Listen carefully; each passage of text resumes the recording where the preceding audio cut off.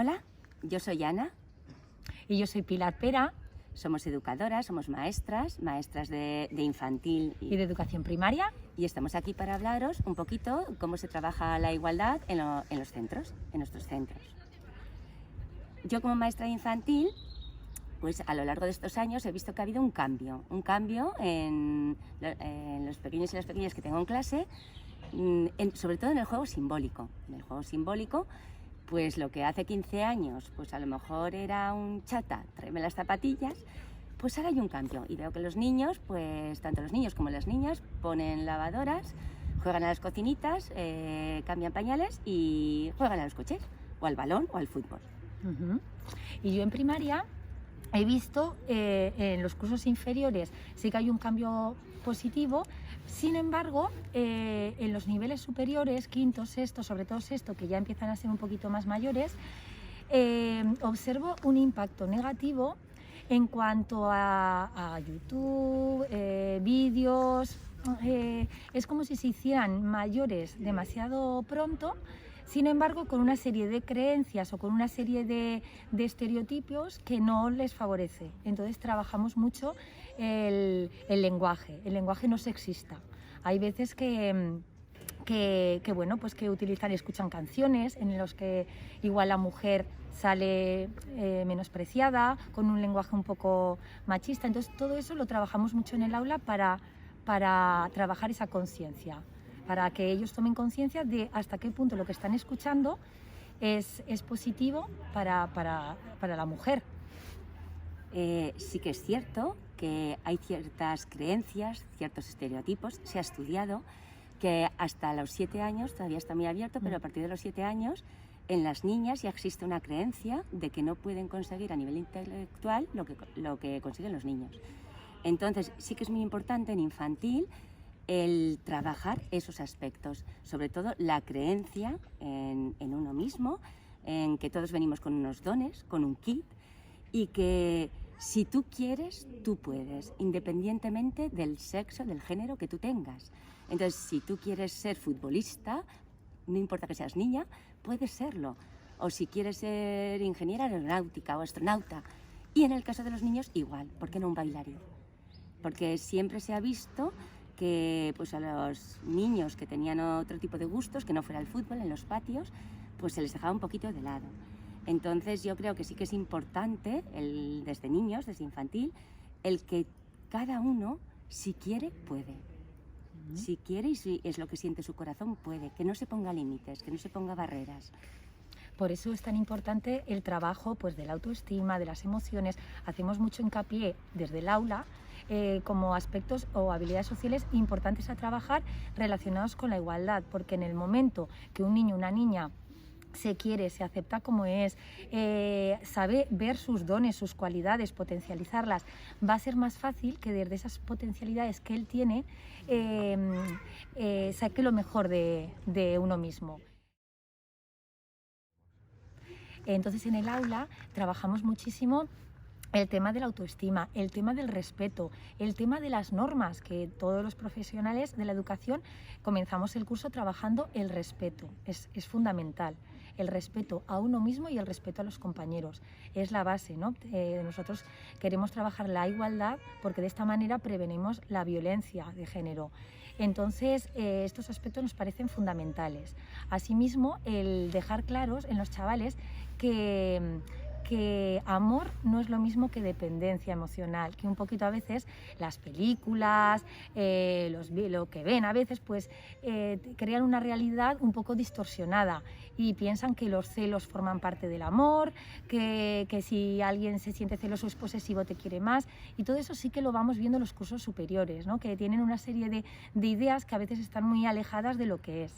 Y entonces nos parece muy importante pues eso, profundizar en todos esos aspectos y en esos estereotipos y sobre todo hacerles ver que ellos ya vienen completos de serie, no necesitan a otra persona para completarse, ¿no? La idea de es que es mi media naranja, no, tú vienes completito de casa y la persona, pues mira, entre los dos, pues crecéis juntos, pero no yo necesito al otro para ser feliz. Entonces pensamos que si fortalecemos bien la autoestima y el respeto por uno mismo y empoderamos, ¿no?, a cada niño y a cada niña sacando lo mejor de uno mismo, pues ya estamos de alguna manera trabajando esa igualdad desde el respeto y desde que todos pues tenemos cosas buenas que ofrecer, ¿no?, y tenemos nuestras cualidades y no desde la comparación al otro o desde el otro me manipula.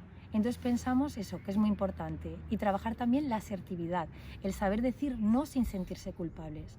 Vemos que hay niños que por sus cualidades son muy sensibles y saben anticiparse a las necesidades del otro, y cuando dicen no sienten culpa.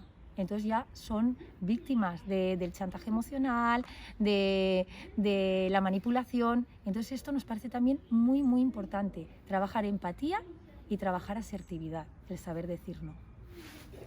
¿Qué pasa? Que, pues claro, los niños son muy observadores y las niñas también.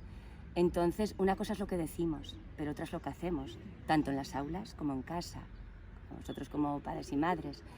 Entonces, ellos observan y si nuestros actos no se corresponden con nuestras palabras, pues ahí entra la duda.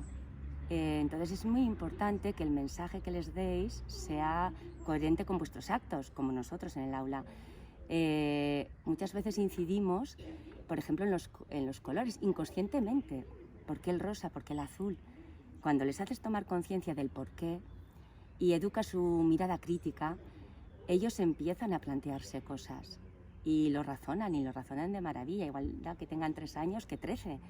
Entonces es importante el que nuestros actos se correspondan. Los colores les crea, sobre todo en infantil, un dilema, porque pues las niñas con el rosa, los niños con el azul. Ahora cada vez menos, pero está. Como las niñas tienen que ser princesas y los niños príncipes o futbolistas, no. ¿Por qué? Entonces yo creo que un poco en infantil, sobre todo a través de los cuentos, el romper un poco Disney, por ejemplo, pues ahora ya está cambiando un poco, pero Flaco Favorizo. El ver siempre que las princesitas eran princesitas, pues no. Entonces el espíritu luchador y creativo están todos, y que con estas 2 manitas podemos hacer todos de todo. Entonces, porque seas niño puedes hacerte la cama, y porque seas niña puedes hacer cualquier otra cosa. Entonces no limitarlos desde casa y no limitarnos nosotros tampoco desde el cole. Y yo creo que en eso pues sí que cada vez lo que se está haciendo es enfocar y cambiar un poco esa mirada para que pues ellos mismos tomen conciencia y cambien de actitud. Es una cosa de todos, un trabajo de todos, en equipo.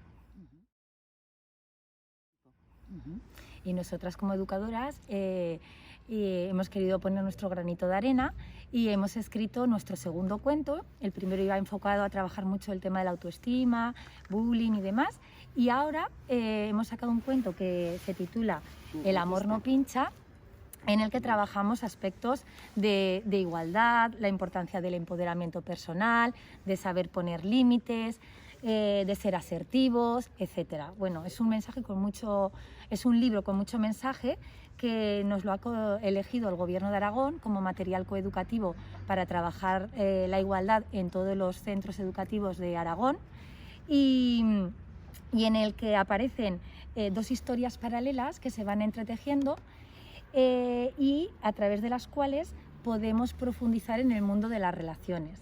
En el mundo de las relaciones en el que a veces pues, se dan problemas de autoestima, problemas de dependencia emocional, problemas de manipulación, a veces inconsciente. Y bueno, a través de esos personajes vamos desgranando todos estos aspectos.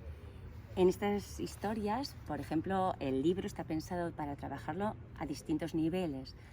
En infantil pensamos en ello, sobre todo, y ya en el otro lo pensábamos también, en trabajar en algunas palabras en mayúsculas para que los pequeños fueran empezando a leer. Y realmente, aunque la historia puede ser un poquito más larga y más adaptada a pues, un 4º o 5º de primaria, pero en ellos se trabaja sobre todo las emociones, el tema emocional, que se puede ver tanto en la protagonista, en Mía, como en el roble, cómo va cambiando su corazón de color y de sonrisa. en este cuento hay matices para trabajarlos en infantil y otros para trabajarlos más en primaria, en edades más mayores. Entonces, desde infantil, desde el lenguaje, por ejemplo, ellos ya pueden empezar a leer palabras, porque hay palabras en mayúsculas, y se trabaja sobre todo el tema emocional, el tema de los amigos, de respetarse a ellos mismos, de saber decir no, de saber decir stop, porque hay momentos en los que no sabemos decir no y nos cuesta, y entonces desde pequeños, si es un aprendizaje que hacemos ya desde niños, luego de mayores nos va a resultar mucho más fácil el no aceptar cosas que no queremos.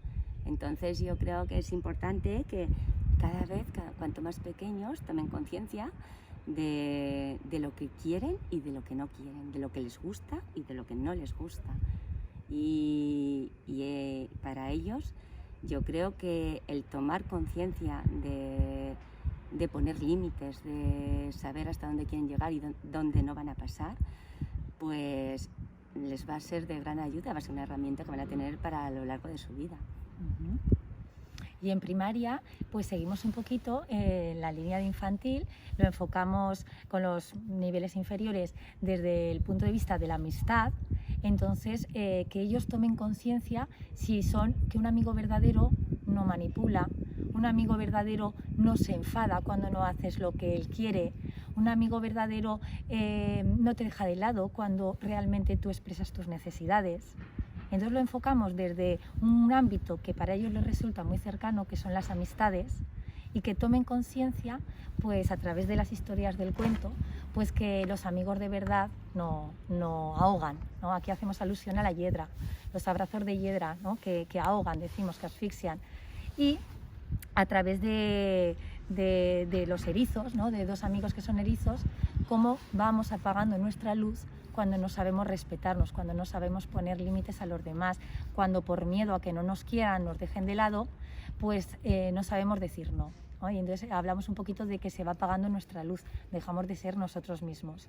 Entonces estos aspectos los trabajamos en el cuento y los vamos trabajando pues como educadores, yo creo que a lo largo de todo el curso, pero nos parecen fundamentales para trabajar el poder personal ya en los niños desde pequeñitos, nuestro poder personal, ¿no? Y el ser fieles a lo que sentimos, al margen de cómo puede sentar al otro, ¿no? O si se enfada, si yo siento esto voy a expresarlo, pero no voy a dejar de ser yo porque se pueda enfadar, porque luego crecen a veces pues desde ese deseo de agradar o de responsabilizarnos de las emociones ajenas, ¿no?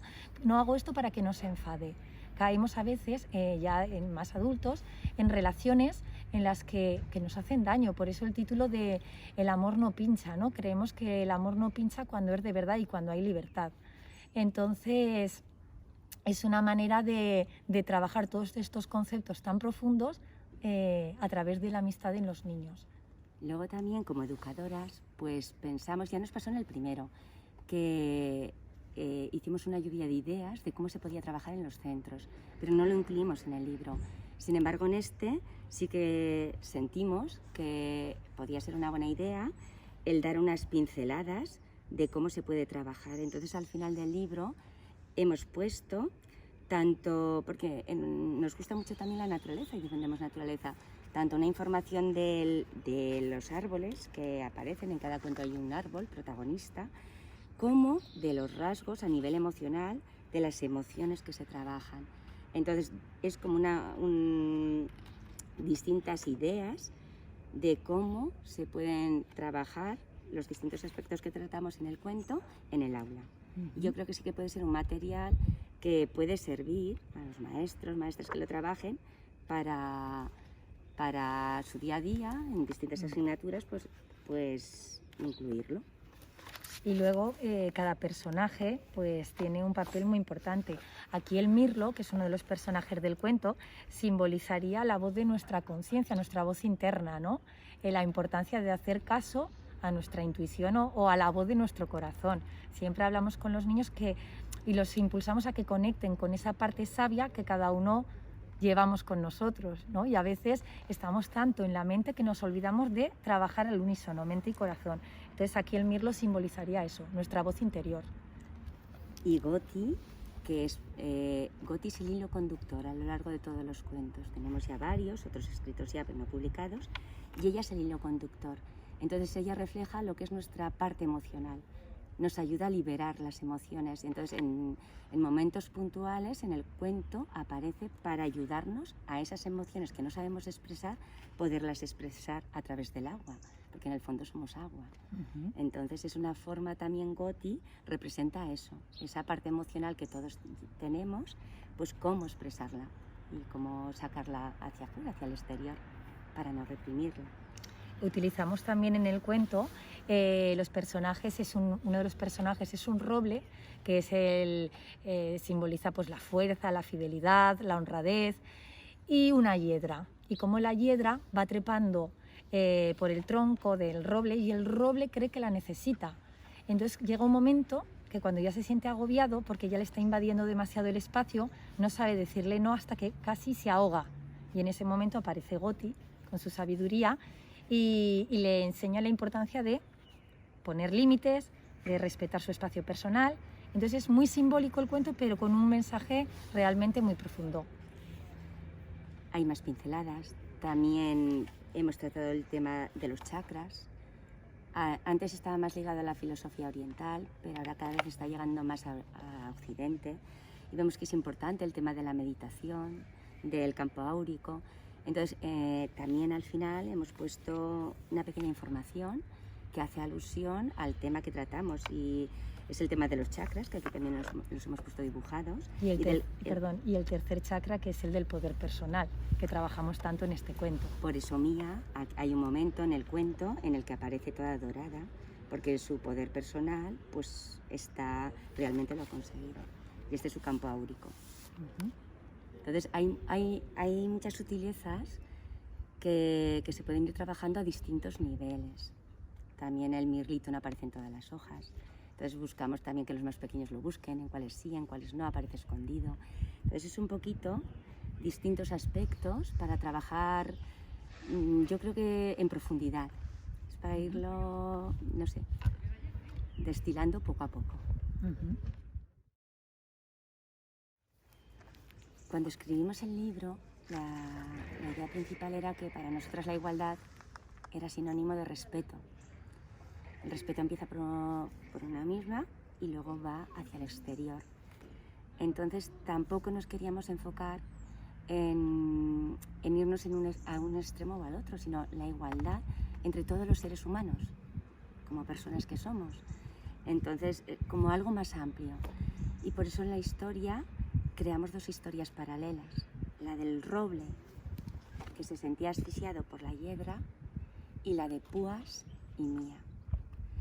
Utilizamos árboles, el reino vegetal, el reino animal, para no centrarnos o enfocarnos en un género en concreto, en un sexo en concreto, sino que fuera algo como amplio, porque en realidad se trata de respeto a todos los seres, respeto al planeta, como algo más grande. Y por eso quisimos verlo como con amplitud de miras. Entonces, por un lado, la hiedra iba trepando poco a poco, asfixiando al roble.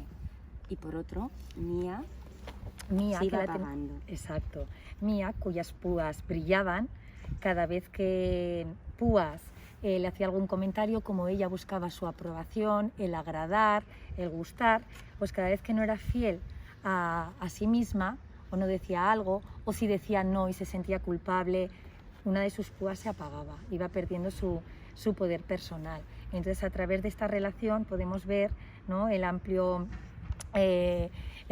campo que abarcan, y cómo Púas, que es un cantante de rock, desde el fondo de su corazón siente un vacío. Y a veces, pues eso, hay personas que se sienten vacías e intentan, a través de la relación con las otras personas, llenar esos huecos, esos agujeros que tienen en el corazón. Entonces, bueno, pues a través de la relación entre ambos erizos vemos un poco estas dinámicas. Y él, cuando le pide, dame un abrazo, ella dice, ¿un abrazo que pincha? No, le dice que no. Pero sin embargo luego se siente culpable, él le hace un poquito de chantaje. Entonces vemos cómo se van apagando sus púas, como a lo largo de la historia ella consigue recuperar su poder personal.